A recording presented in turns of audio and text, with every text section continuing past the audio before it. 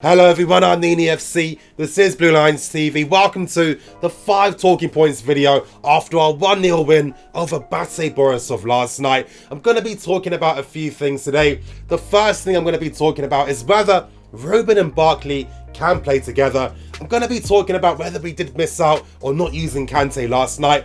I'm going to be talking about if we miss using Alvaro Morata. I'm going to be talking about should Sarri start considering using Emerson as the first choice left back. And to end this video, I'm going to be talking about why has our Europa League campaign been so poor. If you like what I do, smash that like button, help me get more than 500 likes for today's video, and press the bell notification button as well to stay tuned to all things Blue Lions TV. Sorry you guys if I'm sounding a bit nasally today. I've got the flu.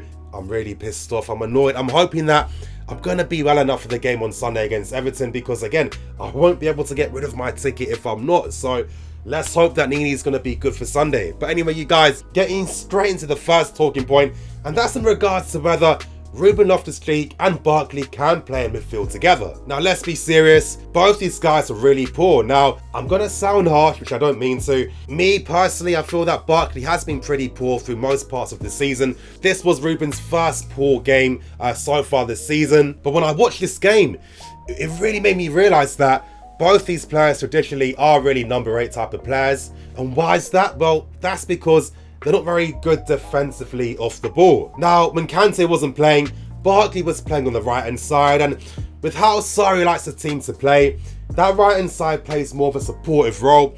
That means that if you're playing on the right-hand side of midfield, it's very key that your pressing's on point and you win back possession. Now, I'm not going to stick that on Ross Barkley because that isn't his game. But I definitely think it's an experiment that maybe Sarri might try to persist with a bit more just to see if it does work. But I think after its first showing, I don't think these guys personally can play together. Now, it's nothing to do with ability. It's more because they don't really complement each other's game. And I've always felt when you've got 2 players that play in that same position, they never tend to play as well. Now, that brings me back to memories of Lampard and Giroud, you know, playing for England, playing in a 4-4-2. Both these guys are really box-to-box threats, but they could never really play in midfield because that would mean that one of these guys would have to sacrifice their game. Normally that was Lampard, but because Lampard isn't really that defensive type of player, they could never really play together. And that's what I was seeing with Ross and Ruben. Now we know that one area in Ruben's game which he needs to improve upon is his positioning off the ball and really being defensively on point off the ball. Now, again, I sympathise with him, as I've always said time and time again. The guy's rarely ever played in midfield, so it is understandable that he's going to have growing pains in that position. And with Ross Barkley, the guy's always been used pretty offensively. Now, going back to that point I was saying earlier about how Sarri likes his teams to be more supportive down that right-hand side, that means that it's key that you have a midfield player that wins possession of the ball back, harries opponents, because he's the one that really complements that midfield. Without that midfield player that's going to win possession back or be effective when it comes to pressing off the ball, it really shows you how weak our midfield can be if we're not pressing. And when I mean our midfield being weak, the point I'm trying to make is look at all the holes and spaces that can be exploited on the counter-attack. Now, the reason why Ruben and Ross weren't really complementing each other's game is because naturally Ross isn't that type of defensive player that is going to be amazing off the ball. But I think one myth that was busted from yesterday's game was the fact that Ross isn't really that great off the ball. Now, I've never really understood this point from people. Whenever I've seen games, I don't really see Ross winning back 50-50s or winning back possession. I think the only thing he does well is that he knows what positions to be in off the ball, but at the same time, he's not really winning possession back to start attacks. He's not really winning his 50-50s. Most times he's losing the ball. And if someone like that is playing alongside Loftus, who himself isn't great off the ball, it shows you how weak our pressing is going to be as a team. And it was no surprise but we were looking so poor defensively off the ball. Again, I'm not trying to stick this on any of the players. Now, I don't want someone taking this negatively thinking, oh, I'm looking for an excuse to stick it on Ross Barkley. I'm not. I'm purely saying the reason why these guys weren't really complementing each other's game. And this moves on nicely to the second talking point for today's video. That's in regards to Kante. And let's be serious, we definitely missed this guy yesterday. And as I've been stressing quite a lot of times, especially in previous videos, Kante plays that understated role in the team. He helps us win back possession. He's amazing at pressing off the ball.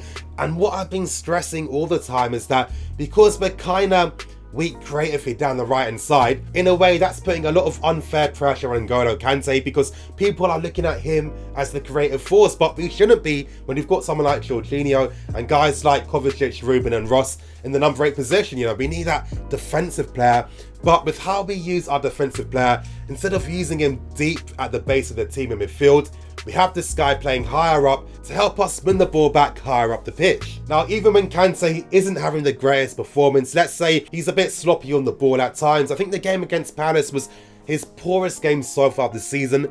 One thing that he never fails with is his defensive work rate off the ball, his positioning off the ball, how he helps out the team, how he supports the play. He doesn't fail with that. And we definitely missed that component in our midfield in yesterday's game. And I know over the past few days and few weeks, I've been talking more and more about our pressing. And that's because it's key that our pressing is on point, because that's how we defend off the ball now. We defend by taking the front foot.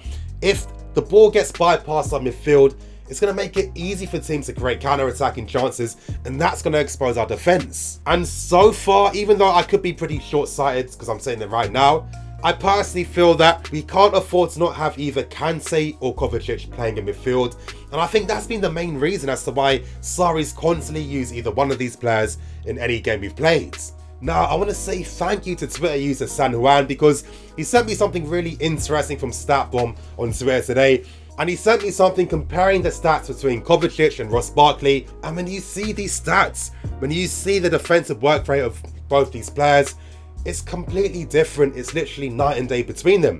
When you look at Ross Barkley, his tackles per game are pretty poor. Regaining possession under pressure is pretty poor as well. No surprise why our pressing was so off against Bate last night. Now, that's not me sticking it on the player, because as I've said, traditionally Ross is more of a number 8 attacking type of player. He's always been used as that attacking midfield player at Everton, but now he's playing in midfield. He's playing under a manager that expects the team, especially the midfield, to press high, because if we don't press, we're going to leave ourselves exposed to our opponents. And when you compare it to what Kovacic does bring to the team, he's much better compared to Ruben and Ross. Moving on to the third talking point, that's in regards to Emerson. And should Sarri start considering Emerson to play for the first team? Now, I thought Emerson played really well yesterday. It was one of the few bright sparks, and of course there's been some weaknesses in his game. I think a lot of times that's come down to the fact that he really hasn't played as much, so it is pretty understandable. But there's definitely one area in Emerson's game which we see he's very good at, and already I'm seeing that he's better at Marcos Alonso, and that's how Emerson uses the ball in the final third. It's just much better compared to Marcos Alonso. There's more variation with his play. He can beat a man, he can run to the byline, he can put a low cross in, an early cross in as well. And one thing in particular that Emerson has is pace. He's got that pace, and it gets you thinking, if this guy was given the trust of actually, playing in the first team, making a few mistakes, because again, I think they're mistakes that Emerson can really overcome and can get better at. And the reason why I think he can get better at them is because a lot of times it does come down to positioning. Now, it would be different if he was poor at positioning and he was poor at winning back those 50-50 tackles, but with Emerson, I like that he's tenacious when he goes in for tackles, and he was definitely showing that side of his ability in last night's game. And I feel that if he was playing alongside our first team players, with our first team defence, with our first team midfield, and with our first team attackers up front as well, it's definitely going to make his life easier. And I think it will make it easier for him to transition into playing for the first team and getting better and more complete. And it's great to have that attacking variety down the left-hand side. Even though I feel Alonso has improved a bit, I still think that he can be quite one-dimensional, and when he doesn't have the chance to actually move into the opposition's box, to get on the end of crosses and, to get on the end of shots, etc., etc., what does he really provide in the final third? And we don't really see it as much. Yes, he's showing that he wants to get better defensively, but in the offensive capacity, what are we really seeing from him? And whenever I see Emerson play, I'm seeing that promise, I'm seeing the ability. If he can fix up with his off-the-field antics, I was mentioning this beforehand, going out way too much, not training as hard, it's natural and understandable why Sarri isn't going to use him. The guy needs to step up. He's clearly got talent. If he starts taking things more seriously, he can really show Sarri why he should be the number 1. Moving on to the fourth talking point for today's video, that's in regards to Alvaro Morata, and did we actually miss him yesterday? Now, In a way, I kind of feel like we did miss Morata, and I can't really stick it on Giroud too much. Now, Giroud took his goal very well. I just personally feel because our midfield weren't too great in the game, that really limited what Giroud could do. And with Giroud, you know you're going to get the basics from him. You're going to get someone who's going to keep his position, essentially. He's going to hold up the ball. He's going to link up the play. But he's not really that type of forward that's going to make runs in behind and really cause defences problems with his off-the-ball movement. He's not that type of striker. And as I was mentioning with our midfield, if they're not actually linking up with him, if Hazard's having a bit of an off game as well, you know, Giroud's not going to provide that sense of inspiration. Bate Borisov found it quite easy at times just keeping their defensive shape and structure. We weren't doing enough at stretching them or creating gaps and holes in between them. A lot of times now, as we're seeing with Morata recently, with his off-the-ball movement, standing by the last man and making runs in behind, he's really been causing a lot of issues with his movement. Now, I've been making this point quite a lot in lots of videos recently, and that point is picking the right players for the right moments and occasions. Now, I'm not going to stick this on Sarri again. This whole fourth talking point is literally just an observation. It's not me saying Sarri got it wrong, because of course he didn't. Sarri's not going to expect guys like Ross and Ruben to not really be as complimentary with their game, but it's just food for thought. And to be honest, I'm actually happy to say that, you know, we did miss Morata in the game. It's really showed us how he's made strides and improvements over the past month. Now, to end on the final talking point, that's in regards to why have we been so poor in this Europa League campaign. Now, I might sound harsh, yes I know, we've qualified, we've got 12 points, we've won every single game, but we've only scored 6 goals out of the 4 games. And when you look at someone like Man City against Shakhtar, they scored 6 goals in 1 game. Now, again, you might be thinking, Nini, stop being so over the top, calm down a bit. You know, we're not on the same level yet. Sarri still has a lot of work to do with the squad. I completely understand, but we're playing against such easy opposition. I don't mean to sound arrogant, but we are. I'm expecting more from the performances and more from the players. Now, there's a variety of reasons as to why we haven't really excelled so much. I mean, of course, we aren't using our first team players, and when you use the second choice players, it's not as if they've really had much time really playing together and understanding each other's games, so that's always going to make a difference. At the same time, when Sarri has used certain first team players in those teams, have they really played to their fullest abilities? Think about it like this, you know, you're playing against very weak opposition. As players, you probably feel confident that you're guaranteed to qualify from this group.